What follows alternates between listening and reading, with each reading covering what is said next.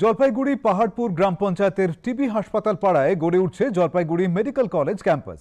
পাশেই রয়েছে super speciality হাসপাতাল, কিন্তু স্বাস্থ্য পরিষেবায় ব্যাঘাত ঘটছে ওই চত্বরে বেআইনিভাবে গড়ে ওঠা দোকানগুলির জন্য।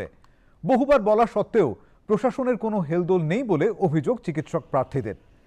মেডিকেল কলেজের এমএসভিপি কল্যাণ খাঁ বলেন, স্বাস্থ্য দপ্তরের পক্ষ থেকে জেলা পুলিশকে বহুবার এ কথা জানানো হয়েছে, ট্রাফিক পুলিশ দেওয়ার কথাও বলা হয়েছে।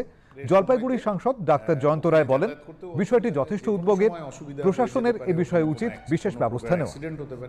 যার কারণে আমরা ওখানে পুলিশের তরফে একজন ট্রাফিক গার্ড অন্তত আউটডোর সময়টাতে যাতে থাকে তার জন্যও আমরা জানিয়েছি, রিকোয়েস্ট করেছি।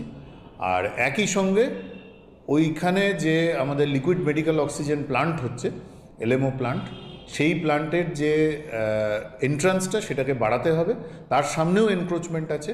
সুতরাং খুব শীঘ্রই সেই এনক্রোচমেন্টগুলোর বিষয়ে যদি চিন্তাভাবনা না করা হয় তাহলে কিন্তু বিভিন্ন ধরনের যে রোগীদের পরিষেবা সেটা বিঘ্নিত হওয়ার সম্ভাবনা দেখা যাচ্ছে। একটা মেডিকেল কলেজ মানে তার ইনফ্রাস্ট্রাকচার, তার অনেক ডাক্তার, স্টাফ ইত্যাদি থাকবে, তার একটা হেলদি অ্যাটমসফিয়ার, এটাও জরুরি।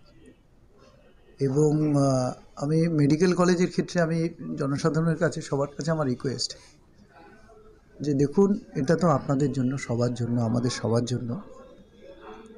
মেডিকেল কলেজের যে ক্রাইটেরিয়াগুলো মেনটেন করতে হয় সেগুলো মেনটেন করার ক্ষেত্রে যেন কোনো রকম বাধা না সৃষ্টি হয়।